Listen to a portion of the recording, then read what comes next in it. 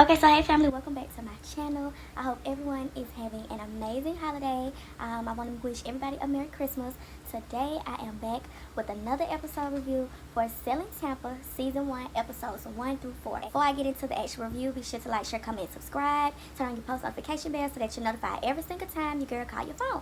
Okay, let's go ahead and get into the video. Before we get into the initial review and the meat and potatoes of episode 1 through 4, I want to go ahead and just give y'all an introduction to the girls that's actually on the show. So first we have Sherelle. She's 33. She's actually the owner of the company Allure Brokerage. She's the fiance of Ocho Cinco, and she's an Army vet. Then we have Rena. She's 40, and she was one of the first agents at the brokerage. We have Joanna. She's 41, and she's basically Sherelle's right-hand man, and everybody call her HR because she's always in everybody's business. Then we have Tanel. She's 45. She's the one that's always late. We have Colony. She's 30.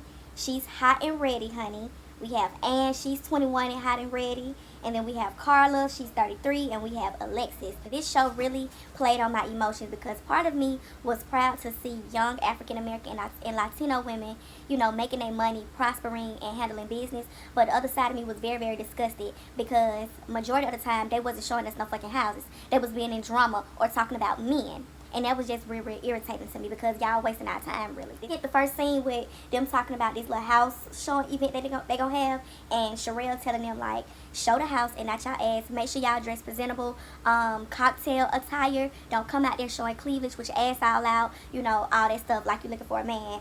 And they was talking more about trying to find a relationship and a man at this event than they was selling a dang old house. And automatically, I said, oh, yeah, this is going to be a problem. I already see where this is going to go. After they leave, you know, finish that little scene or whatever, we get to Sherelle and Joanna. And Joanna is coming over to Sherelle's house to talk to her because she said she caught her crying. And when she gets there, Sherelle tells her that her mother's home burned down in a fire. Like, everything was completely gone. All their childhood memories, all their childhood pictures, just gone up in ashes, y'all. And it was really, really sad seeing Sherelle cry. I could tell that was really a genuine moment for her. Like, she was very, very devastated for her mom and dad, especially because they have this event coming up, which I was telling y'all about, showing this house.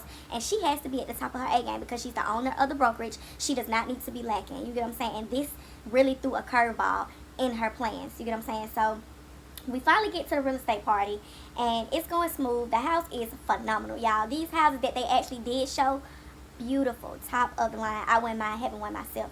So yeah, we get to the party, and drama already is about to take place, y'all. Rena, who was one of the first, not one of the first, she was the first agent at the brokerage.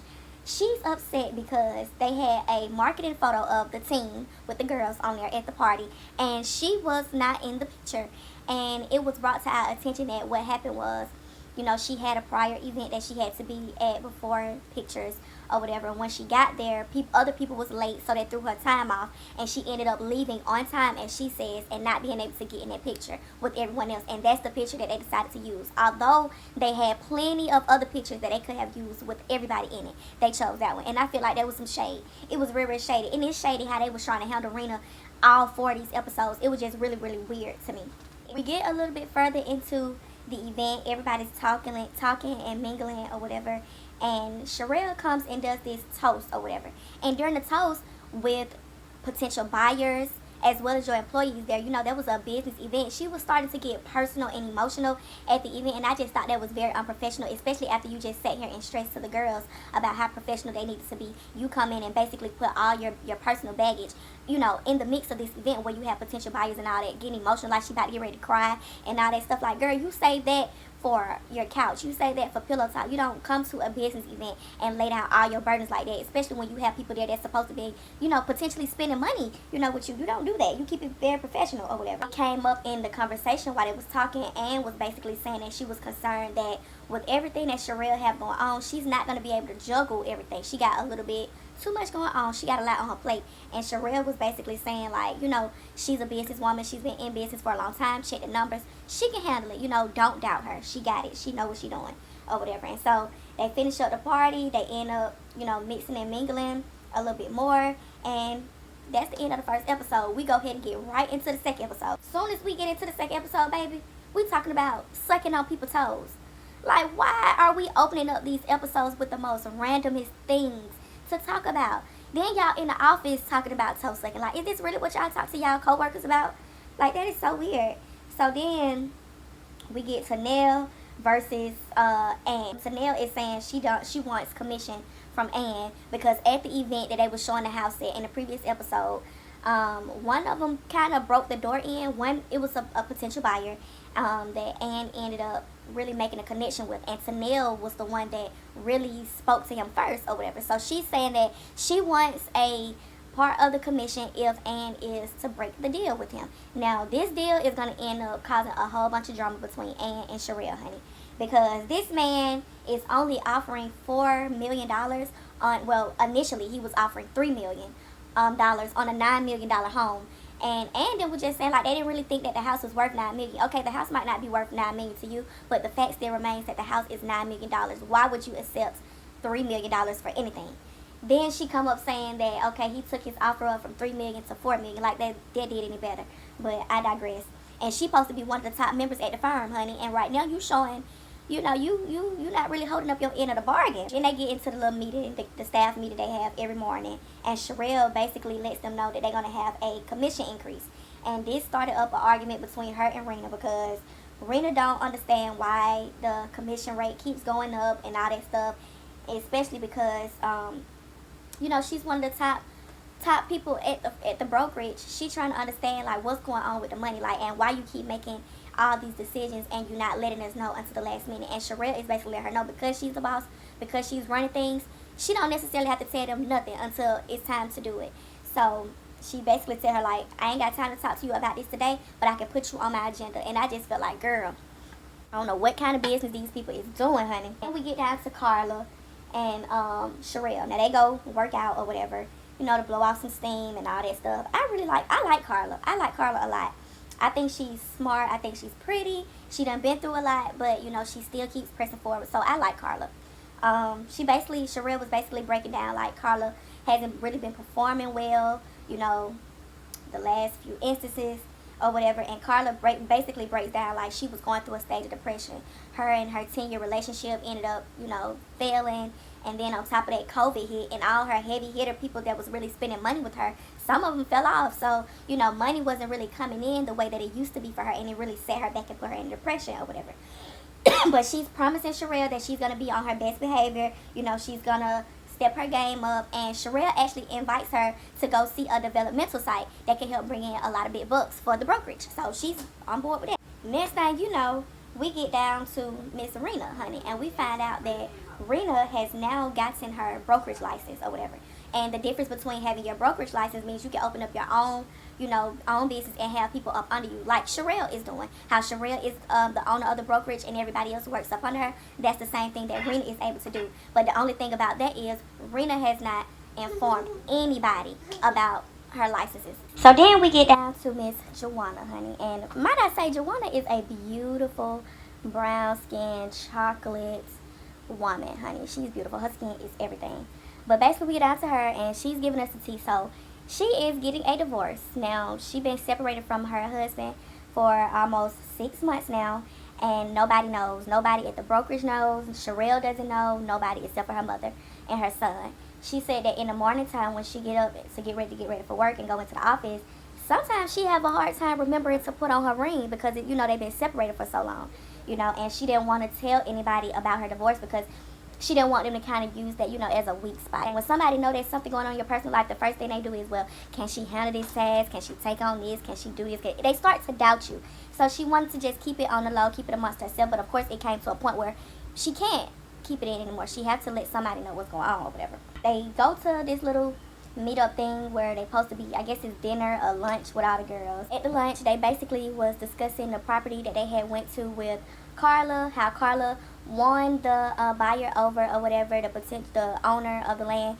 She basically won him over, like she was speaking, you know, his language, things like that, just talking to him, making him very, very comfortable. And they was able to close on the deal. And, you know, Sherelle was very, very proud of Carla, especially because, like I was telling y'all, Carla had a bit of a rough patch. So this is a good way for her to get her foot back in the door, you know, and start getting back in the game. In the middle of them having lunch or whatever, we go back to this whole commission thing. And Rena and Sherelle is going at it again, debating. Now, Rena is such a debater. Rena was starting to really get under my skin because it was like every little thing that was going on, she had an issue with it, or it wasn't up to her standards, or she just had to question it or had to debate against it. And I was just like, girl, sometimes just be quiet. Like, just sometimes you gotta just roll with the punches. And if you don't like it, you have your own licenses. Go do your own thing. Like, nobody is forcing you. And that's what Sherelle was saying. Like, I'm not making you be here. If you don't want to be here, the door, my love, the door. Episode 3. And Rena and Sherelle meet up. And basically, this is where Rena has to come clean about all of her outside affairs. So Sherelle was basically like, I'm hearing from somebody that you got your licenses for brokerage or whatever, and I did not know. And by you being in my company, like, I felt like that's something that, you know, you should have told me or informed me about. And Rena was just like, well, you didn't feel the need to come to me and discuss the rise in commission, so I don't feel the need to have to explain to you my outside affairs that I am working on. Because, you know, if we kicking it like that, if we running business like that, you know, every man for themselves. Rena go show up a house or whatever. She's at a house, and Anne and Colony come by to chit chat with her and see the house. And basically, she ended up telling them, like, I got my own brokerage license. I'm thinking about stepping away from Allure and opening my own practice. Would you guys be interested in coming along? And baby, this was so messy. I was cringing for Rena when she was asking them this. I'm like, I know this girl is not finna do this. Like, I just felt that snake energy. A whole bunch of snake shit going on. I would be so pissed. I would be pissed. I would be so upset if somebody that I was working with and I had working under me in my brokerage went behind my back and got their licenses, and then you try to come take not one but 2 of my top, you know, my top 2 real estate agents. Come on now, Rena. You know that's backdooring her. You don't do no stuff like that. And Colony got in her ass and told her about that. Girl, you know you dead wrong. And I'm looking at you different too now because you talking about you feeling underappreciated. You might want to take her up on this offer. Like, y'all don't, you the same. It's like with a boyfriend. The same way you get him is the same way you gonna lose him. The same way you go into this game playing dirty, you're not gonna get nothing out of it. Now, this lady sitting up here done been on this lady brokerage, one of the first ones in the brokerage, and you telling me you get your license and you gonna come take her people? Come on now. You looking for trouble. You looking for trouble. And then y'all go look at an office that's literally almost right down the street from y'all current office. Like, come on now. You doing a little bit too much. Y'all doing just a tad bit too much. That's why I was saying it's just drama. Drama instead of showing houses. They was talking more about their beefs than they was showing houses. I just didn't understand it. And we get Sherelle. Now, she come into the office and she heated. She come in, she like, Joanna, let me talk to you in my office. Joanna go back there in the office, and Sherelle is just telling her, see, this is where I have an issue. If your issue is with Anne, why in the fuck did you call Joanna back there in your office to talk about it? What you should have did when you first walked through that door, Sherelle, was told Anne, I need to see you in my office. But you did not do that. Messy. Anyway, they get back there in the office, and Sherelle is like, you know, that property that I was telling you that Anne was working on, it's pending, and it's not pending for a good amount. Remember, I told y'all the house was listed at $9 million. The girl went up on the offer and ended up getting a $4 million offer, which was still lackluster. And now they have somebody else that done slid in and was offering $7 million in cash. So now the offer is pending. They done missed out on their money opportunity. Fucking around with Ann. Why? Because they too busy being messy and not enough business going on around here. So now now Sherelle and Ann going back and forth in the office while Joanna just sitting there in the middle of their BS.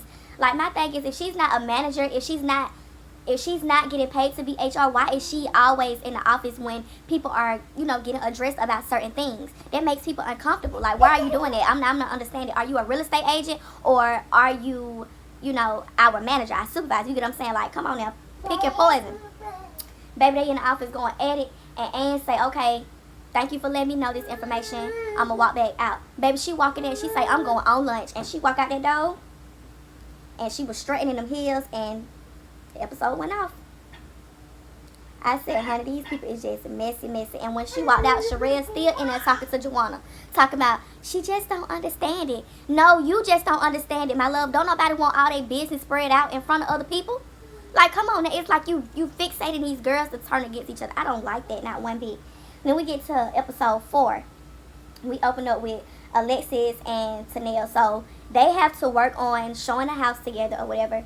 But from my understanding, things between them haven't always been the best, because Alexis was telling her, I guess that's her boyfriend or her fiance or whatever, she was telling him like it was a time where Alexis and Tanel was showing houses together, and Tanel basically ended up taking all the money and did not give that girl no commission off none of the houses that she made.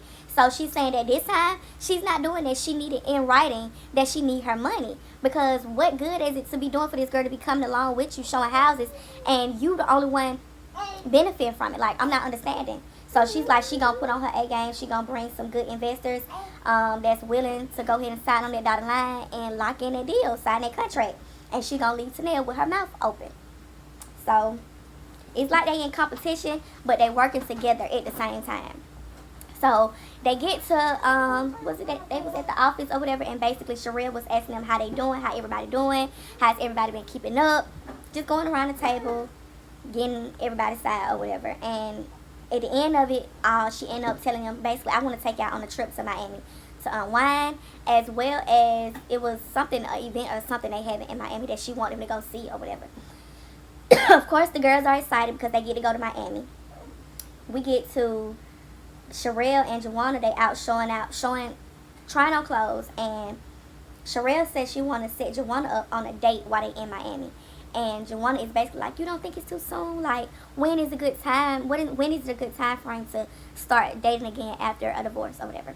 So she go in there, she try on the clothes, honey. She come back out with this Fred Flintstone ass dress, talking about this what she gonna wear to the date because she really don't want to go.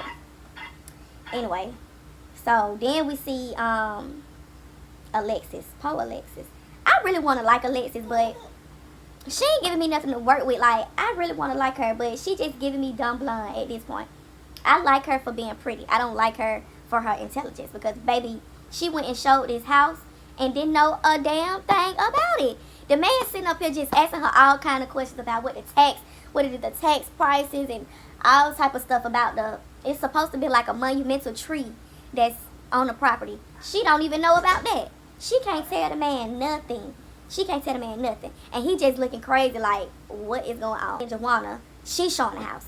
And in the midst of her showing the house, the lady that she's showing the house to bring up the fact that she getting a dang on divorce. So now she feeling some type of way because it's Tampa, it's small words starting to get around, and that's what she was trying to avoid. So after that, we see, after she get done showing the house to the lady, Colony ends up meeting her at the house or whatever. And basically, they just discussing some things that they, was bumping heads about. And Colony was basically saying, like, you always in our business. I don't know if you are HR, our manager, or if you are just like us, a realtor, because you always have your hand in everything. You're kind of like Sherelle's right-hand man at this point. And Joanna is basically like, I don't open up easily, but if it's a task that needs to get done and Sherelle puts me in charge, I'm not worried about nobody's feelings. I'm worried about making my money and getting a job done. So Colony took that as her not wanting to be friends with her. And so they just leave it as, okay, we're just going to keep it strictly on a work-based relationship. We don't have to be friends or whatever. And I'm just like, are y'all in elementary school? Like, for real. Are y'all in elementary school? Because she talking about what she got from that was she don't want to be friends. That girl didn't say nothing about her not wanting to be friends. What she said was, if this lady is putting her in a position to where she has to be her right-hand man and is making her money, why would she do it? You cannot have feelings involved in the business. You get what I'm saying? It's possible for y'all to be friends outside of that. You get what I'm saying? Like, you can't. It's just so catty. Where are the houses? Where are the houses? It's so much drama, but where the houses at? Sherelle, Joanna, and Tanel, and they at the office or whatever, sitting down, and Tanel was basically saying, like, I think she was closing on a deal or something like that, and they pull up a seat and they talking to her. They was talking about the collab between Tanel and Alexis, and Tanel called Alexis Malibu Barbie. And Sherelle started laughing like it was one of the funniest things she had done heard all day. And asked why you call her Malibu Barbie. Well, she got called a Malibu Barbie because the house that I was telling y'all that Alexis went and showed that man that she didn't know nothing about, he went back and told Tanel everything. Went and told Tanel that the girl didn't know none of the information. She was giving him very, very vague descriptions of the house. Like, oh, the grass is green. Oh, the sky is blue. Oh, this is that. Like, just real dumb blonde based. And it was embarrassing. Tanel said she had to go back and re-show the man the house and apologize and get his forgiveness so they was able to lock in this contract. It was just so embarrassing. You've been at this firm longer than this lady have, and you still playing rookie moves. And so they sitting there like, Sherelle, like, I just don't understand what I'm going to do because it's only so much talking that I can do to this girl. And Tanel is basically like, I don't want to be in this conversation like that. I don't even want to be there when the conversation is had.